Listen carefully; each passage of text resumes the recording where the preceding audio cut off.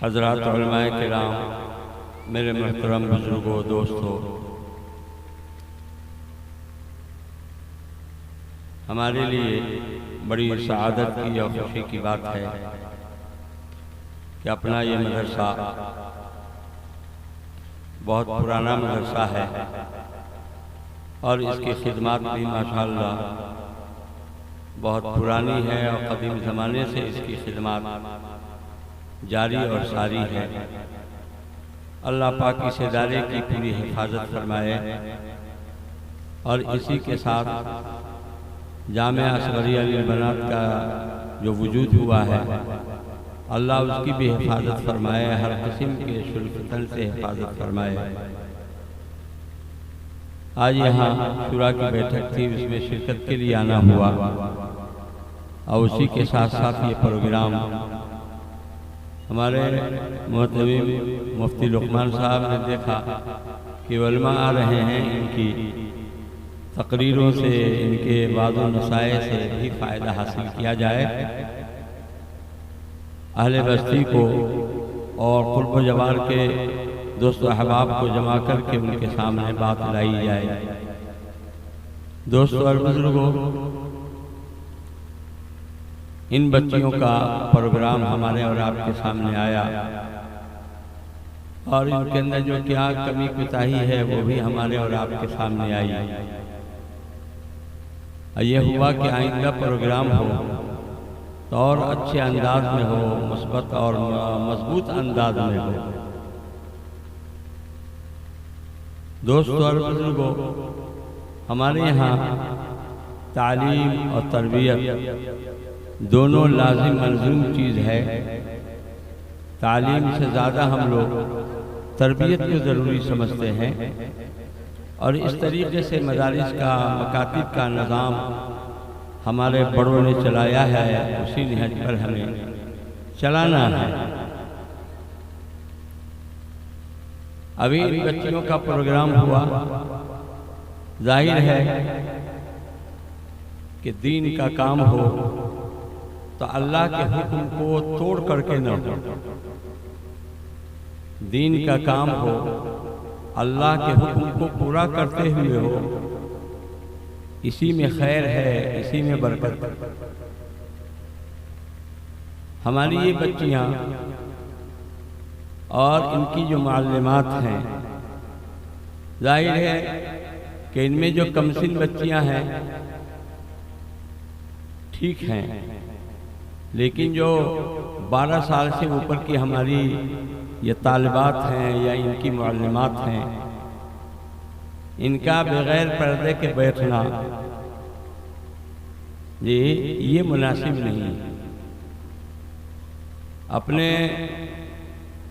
یہاں اپنے ضلع میں اس طرح کا مزاج نہیں ہے کہ مردوں کو اور عورتوں کو سامنے رکھ کر کے ہمارے یہ اکابر بزرگان دین یہ تقریر کریں۔ وہ ہم لوگوں کے ہاں ایسا نہیں ہے۔ جو بریلوی حضرات کی یہاں ہیں، ایک جگہ گجرات میں تقریر ہوئی تو ان کے پیر صاحب نے کہا کہ میری ماں بہنوں، کسی نے کہہ دیا ہے کہ تم پردے میں رہو، سامنے رہو گی تب نہ ہم پہچانے رہیں گے یا کل قیامت کے دن سفارش کریں گے۔ دیکھیے بدماشی چال۔ کس نے کہا کہ تم پردے میں رہو، تم سامنے رہو، ہم تمہیں پہچانیں گے تب نہ کل قیامت کے دن سفارش کریں گے۔ یہ ہے منہ مسودی دار، یہی سفارش کرے گا۔ یہ اللہ کے محبوب حضور سرور عالم صلی اللہ علیہ وسلم کی خدمت میں خواتین آتی تھیں، مسائل پوچھتی تھیں، لیکن ازواج مطہرات کے ذریعے سے پوچھتی تھیں یا ایک پسے پردہ ہو کر کے پوچھتی تھی۔ یہ اگر اس حکم شرعی کو ہم لوگ اس کا پاس و لحاظ نہیں رکھیں گے تو پھر کون رکھے گا؟ اب یہاں ناظم امارت شریعہ حضرت مفتی ثناء الہدیٰ صاحب جو ہمارے طبقے میں، علماء طبقے میں مستند ہیں، یہ اسی طریقے سے ہم لوگ جو قنوہ شروع سے جڑے ہوئے ہیں، مستند ادارہ ہے، اور ہم لوگوں کا جو ہوتا ہے اس کو لوگ سند بناتے ہیں۔ یہ تو ہو سکتا ہے کہ ہماری یہ جو سیانی طالبات ہیں، سیانی کا مطلب ہے کہ 12 سال سے اوپر کی عمر ہوئی، علماء سے مسئلہ پوچھئے، بالغہ لڑکیاں اور مراہقہ لڑکیاں دونوں کا ایک حکم ہے۔ خود مفتی لقمان صاحب سے بھی پوچھا جائے، خود مفتی لقمان صاحب سے یا کسی سے بھی آپ پوچھے دارالفتاء میں، ہمارے قاضی صاحب ہیں ماں عمران صاحب، ان سے آپ پوچھئے تو مراہقہ لڑکیاں اور بالغہ لڑکیاں دونوں کا حکم ایک ہے۔ یہ اور ایک ساتھ بیٹھلا کر کے، ٹھیک ہے آپ نے بیچ میں پردہ حائل کر دیا ہے، لیکن یہ جو علماء آ رہے ہیں تو سب تو سامنے ہیں، یہ اچھا رخ نہیں۔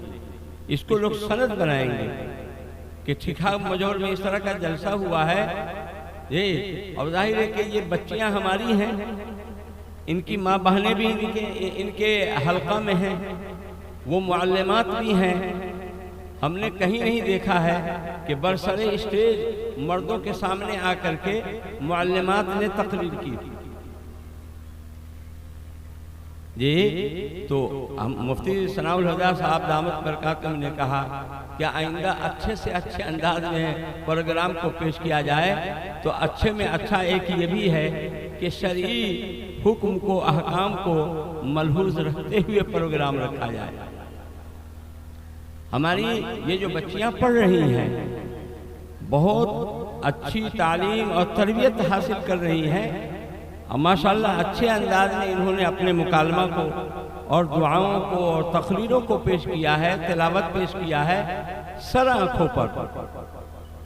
اور جن اساتذہ نے محنت کی ہے ان کی محنت پر اللہ پاک اجر عطا فرمائے۔ لیکن حق جو ہے ہم لوگ نہیں بولیں گے تو کون بولے گا؟ اصلاح ہوگی تو کیسے ہوگی؟ جو کہہ رہے ہیں کہ جلسوں کی اصلاح ہو، اس اصلاح میں ایک یہ بھی ہے کہ ماں بہنوں کو اگر بلایا جاتا ہے تو ان کا معقول انتظام کا مطلب یہ ہے کہ سامنے اسٹیج کے سامنے ہمارے علماء بزرگان دین، ان کے سامنے یہ ہماری ماں بہنیں بھی ہوں اور ہمارے بزرگ اور نوجوان یہ سب ہوں، بیچ میں خالی کپڑا حائل ہے، ایک طرف آپ بھی روبرو سامنے ہیں، ایک طرف ہماری یہ ماں بہنیں بھی ہیں، یہ اچھا نہیں ہے۔ کوئی کرے حق تو کہنا پڑے گا۔ اب ایک غلطی برسر عام ہو تو اس غلطی کا احساس اور اس غلطی کی توضیح اور اس غلطی کے غلط ہونے کا بیان برسر عام دیا جائے گا، نہ یہ کہ خلوت میں بیٹھلا کر کے جو منتظم ہیں ان کو کہا جائے گا کہ یہ غلطی ہوئی۔ نہیں، غلطی برسر عام ہوگی تو اس غلطی کا بیان بھی برسر عام ہوگا۔ یہ کوئی اگر برسر عام کوئی اس طرح کا گناہ کرتا ہے تو اس کی توبہ کی تکمیل یہ ہے کہ ان سب کے سامنے وہ توبہ کرے۔ دوستو اور بزرگوں، جلسے کی اصلاح میں یہ بھی ہے کہ ماں بہنوں کو ہم پردے میں رکھیں گے۔ یہ ہیرے اور جواہرات اور سونے چاندی کو آدمی اچھالتا نہیں ہے، ان کو پردے میں رکھتا ہے۔ سونے چاندی سے بھی زیادہ قیمتی ان کی عزت ہے، ان کی عفت ہے، ان کی پاک دامنی ہے، اور ان کے لیے ضروری ہے کہ وہ پردے میں رہیں۔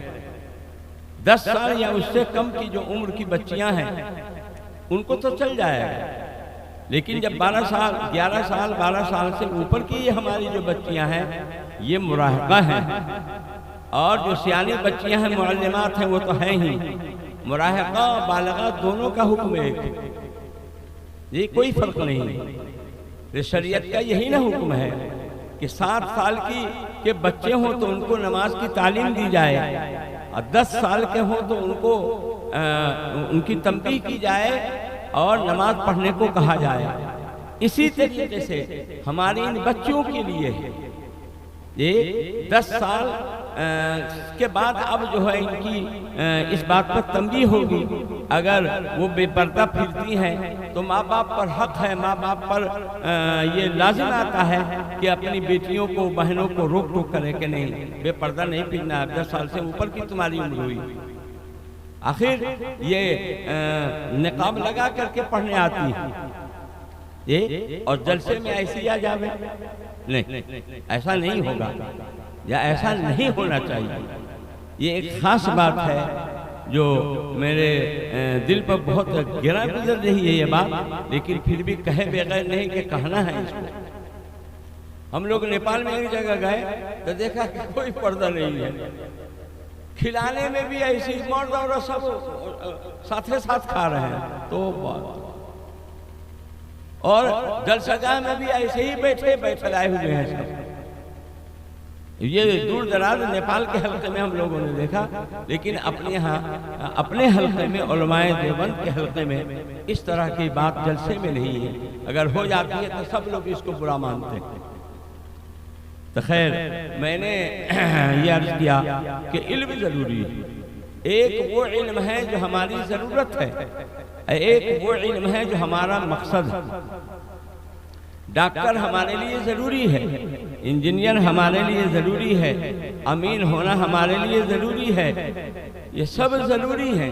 وکیل اور جج، بیرسٹر ہونا ہمارے لیے ایک ضرورت ہے، لیکن یہ ساری ضرورتیں ہماری زندگی کے لیے ہے. مرنے کے بعد نہ ڈاکٹر کی ضرورت، نہ انجینئر کی ضرورت، نہ وکیل جج بیرسٹر کی ضرورت، نہ امین صاحب کی ضرورت، کوئی ضرورت نہیں ہے. یہ ایک ضرورت ہے ہماری. یہ اس کے بغیر ہماری یہ دنیا کی زندگی نہیں کر سکتی. ایک وہ علم ہے جو ہمارا مقصد ہے، وہ علم جو ہمیں یہاں کام دے رہا ہے. یہ علم ہم کو قبر حشر میں اور جنت تک پہنچانے والا ہے. وہ اللہ کا بھیجا ہوا علم، اللہ کے محبوب حضور سرور عالم صلی اللہ تعالی علیہ وسلم کا لایا ہوا علم. وہ علم ہے قرآن و حدیث والا علم، وہ ہمارا مقصد ہے. جیسے دنیا کی ضرورتیں ہماری ضرورت ہیں، اور دنیا کے اعتبار سے ہمارا کوئی مقصد ہوتا ہے. کھانا پینا ضرورت ہے، آدمی 24 گھنٹہ کھاتا رہے نہیں کھاتا ہے. سونا ضرورت ہے، 24 گھنٹہ آدمی سوتا ہی رہے ایسا نہیں کرتا ہے. پخانہ پیشاب ضرورت ہے، ایسا نہیں کہ لیٹرین میں آدمی بیٹھے رہتا ہو. ضرورت پوری کیا اور اپنے مقصد کے اندر لگا. ایسے ہی یہ جو عصری تعلیم ہے یہ ہماری ضرورت ہے، لیکن دنیا بھر کے لیے، زندگی کے لیے، آخرت کے لیے. ہمارے ڈاکٹر ہمارے کام دیں گے آخرت میں، نہ ہمیں انجینئر کوئی کام دیں گے، اور نہ وکیل اور جج کی ضرورت رہے گی وہ کام دیں گے، نہ یہ امین صاحب ہمارے کام آئیں گے. یہ ہمارے کام آئیں گے انبیاء کام آئیں گے، شہداء کام آئیں گے، علماء کام آئیں گے، یہ حفاظ کرام ہمارے کام آئیں گے. ان سے سفارش کی امید ہے اور ان سے نیکیوں کی اور اس طریقے سے شفاعت کی ہمیں امید ہے کہ ان کے ذریعے سے ہمارا فائدہ ہوگا، قبر میں بھی فائدہ ہوگا. کسی نیک صالح آدمی کے بغل میں آپ کو لٹایا گیا ہے قبر میں تو اس کا فائدہ آپ کو ہوگا، حشر میں اس کا فائدہ ہوگا، پرصراط پر فائدہ ہوگا، اور جنت کے اندر فائدہ ہوگا، اور اس علم سے اور ان علم والوں سے فائدہ ہوگا انشاءاللہ. دوستو اور بزرگوں، کتنی بڑی شکایت ہے، کتنی بڑی بستی ٹھیکا. لوگ آئیں گے تو دیکھیں گے کہ وہ خالی یہاں لڑکیاں ہی لڑکیاں ہیں، کیا لڑکے نہیں ہیں یہاں؟ ہوا یہ کہ ابھی مدرسہ کھلا ہے، لڑکے نہیں آئے ہیں. لڑکیوں کے پاس تیاری تھی، ان لڑکیوں نے ماشاءاللہ اپنے پروگرام کو پیش کیا ہے. اور لڑکوں کے بارے میں خود مفتی صاحب نے وضاحت کیا کہ 150 میں سے 75 آ جاتے ہیں تو 75 کل آتے ہیں. بھائی کہاں چلے گئے؟ یہ آج 75 آئے اور 75 چلے گئے اسکول میں، پھر 75 آئے وہ 75 چلے گئے اسکول میں. اس سے دینی تعلیم ہوگی؟ گویا دینی تعلیم کی اہمیت کو ہم نہیں سمجھ رہے ہیں. دینی تعلیم فرض ہے، فرض. جیسے نماز فرض ہے، روزہ فرض ہے، زکوٰۃ حج فرض ہے، ایسے ہی اتنی دینی تعلیم دینا اور دلوانا جس سے وہ اللہ کو پہچانے، اللہ کے رسول جناب محمد الرسول اللہ صلی اللہ علیہ وسلم کو پہچانے۔ ضروریات دین کا علم فرض ہے، فرض۔ اگر ہم میں سے کوئی کمی کوتاہی کر رہا ہے، لڑکیوں کو بھی اتنی تعلیم دلوانا فرض ہے اور لڑکوں کو بھی اتنی تعلیم دلوانا فرض ہے۔ اگر نہیں دلواتے ہیں تو ہم اور آپ مجرم ہیں، قصوری ہیں، اللہ کی ہاں گرفت ہوگی، پکڑ ہوگی۔ اللہ کے محبوب صلی اللہ علیہ وسلم نے ارشاد فرمایا، جس آدمی کے گھر بچہ پیدا ہو اس پر 3 حق ہے۔ پہلا حق یہ ہے کہ اس کا اچھا نام رکھے، دوسرا حق یہ ہے کہ اس کی اچھی تعلیم و تربیت کرے، اور تیسرا حق یہ ہے کہ بالغ ہونے پر اس کی شادی کرے۔ تعلیم و تربیت کرے، فَلْيُحْسِنْ تَأْدِيبَهُ، تعلیم و تربیت اس کی اچھی کرے، یہ حکم دے رہے ہیں آقا و مولا حضور سرور عالم صلی اللہ تعالیٰ علیہ وسلم۔ تو یہ تعلیم فرض ہے، اور فرمایا بھی گیا طلب العلم فریضۃ علی کل مسلم و مسلمہ، ہر مسلمان مرد عورت پر علم دین کا حاصل کرنا فرض۔ دوستو اور بزرگوں، 4-5 سال کی عمر کے لڑکے ہوں یا لڑکیاں ہوں، آنکھ بند کر کے ان حافظوں کے پاس، قاریوں کے پاس، مولانا لوگوں کے پاس آپ بیٹھائیں، آنکھ بند کر کے ان کو 3-4 سال میں قرآن پاک، ضروریات دین، دینیات کی تعلیم دے، دلوا لے، اور اس کے بعد اگر آپ کا شوق ہے کہ ڈاکٹر بنانا ہے، شوق سے ڈاکٹر بناویں، انجینئر بنانا ہے، شوق سے بناویں، وکیل امین بنانا ہے، شوق سے بناویں، لیکن پہلے ان بچے اور بچیوں کو مسلمان تو بنا لیں۔ یہ مسلمان نہیں ہوں گے، فتنوں کا دور، ارتداد کا دور، ذہنی اور فکری ارتداد کا دور چل رہا ہے۔ ذہنی اور فکری طور پر کیسے مرتد کیا جائے، یہ ایک فتنہ ہے۔ حضرت مولانا سید اسعد مدنی رحمۃ اللہ علیہ دکن کے علاقے میں ایک جگہ تشریف لے گئے۔ ایک حاجی صاحب کے ہاں دسترخوان پر بیٹھے ہوئے تھے، تو ایک صاحب نے تذکرہ کیا کہ حضرت، حاجی صاحب کا پوتا فلاں کنوینٹ میں پڑھتا ہے۔ ایک دن آیا تو حاجی صاحب نے کہا کہ بیٹے، ہاتھ دھو کر کے کھانا چاہیے، دائیں ہاتھ سے کھانا چاہیے، اللہ کا نام لے کر کے کھانا چاہیے۔ تو ان کا پوتا کہتا ہے کہ دادا جان، ہمارے سر نے بتلایا ہے کہ باپ بیٹا کا نام لے کر کے کھانا چاہیے۔ باپ بیٹا کون؟ یعنی اللہ باپ ہیں اور حضرت عیسیٰ علیہ السلام بیٹا ہیں، تو باپ بیٹا کا نام لے کر کے کھانا چاہیے۔ یہ وہاں سے زہر ملا کر کے وہ یا اس طرح کی تعلیم دی جاتی ہے۔ یہ اور سر کی بات ہے، وہ تو سر کی بات سر آنکھوں پر، دل و دماغ میں بچے کے گھر کر جاتی ہے، اور یہ ہوتا ہے۔ ایک آدمی ہے جو جماعت سے لگا ہوا ہے، بڑی محنت کر رہا ہے جماعت کے لائن سے۔ ان کا نوجوان لڑکا ایک دن آیا، کہا کہ ابا جان، میں رمضان کا روزہ نہیں رکھوں گا۔ ابا نے کہا رے بالغ ہو گیا تو پر نماز فرض ہے، روزہ فرض ہے، کیسے نہیں روزہ رکھو گے؟ تو نہ میرے سر نے کہا ہے کہ جو آدمی 8-10 گھنٹے بھوکا پیاسا رہتا ہے، اس کو ایسی بیماری لگ جاتی ہے کہ وہ مر جاتا ہے، اس لیے میں روزہ نہیں رکھوں گا۔ 1000 باپ نے سمجھایا لیکن سمجھ کر کے نہیں دیا، اور آگے چل کر کے وہ بیمار پڑا اور مر گیا۔ رمضان کے روزے کی فرضیت کا انکار کرنے کی حالت میں مرا، مرتد ہو کر کے مرا۔ یہ ہے اثر۔ تو اس طریقے سے ذہنی یا فکری ارتداد، سوچ سمجھ کے اعتبار سے آدمی مرتد ہو جائے، نام رہے بھلے عبداللہ، عبد الرحمن، عبد السلام، لیکن سوچ اس کی اسلام کے خلاف۔ یہ ہے ایک نوجوان ہے جو کھڑے کھڑے پیشاب کر رہا ہے۔ اب نوجوان کی کیا بات ہے بھائی، تو بوڑھے لوگ بھی کر رہے ہیں۔ ہندوستان کی تہذیب ایسی نہیں تھی۔ ہندوستان کی تہذیب، ہندو مسلمان سب کی تہذیب اچھی تھی۔ مسلمان بیٹھ کر کے اور سر ڈھانپ کر کے، اور ہندو بھائی جو ہے جنوں کو کان پر لپیٹ کر کے اب بیٹھ کر کے پیشاب کرتے تھے۔ انگریز نے آ کر کے ہماری ہندوستان کی اس تہذیب و ثقافت کو بدل دیا۔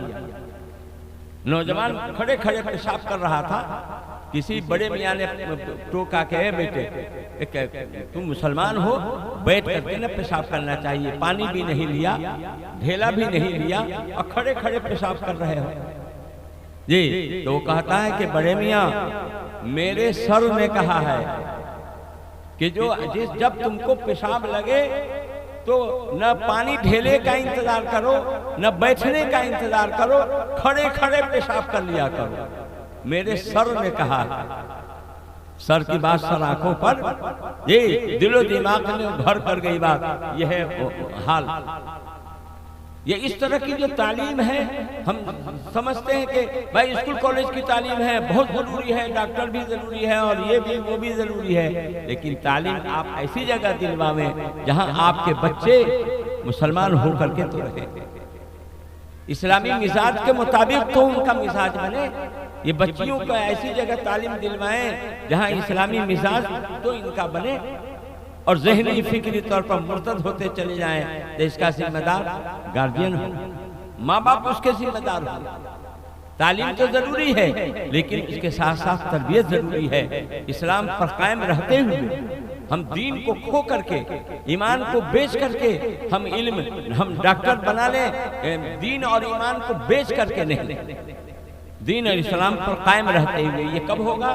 جب ان بچوں کو اور بچیوں کو، جب ان کی شروعات ہو، عمر کی ایسی شروعات ہو جہاں سے ان کی تعلیم کا آغاز ہوتا ہے، 4-5 سال کے ہوں، تو آنکھ بند کر کے اس جیسے مکتبوں میں، مدرسوں میں علماء کے پاس، حافظوں کے پاس، قاریوں کے پاس ان کو بیٹھائیں، دینیات کی ضروریات دین کی تعلیم دلوائیں تاکہ یہ مسلمان پکے ہو جاویں۔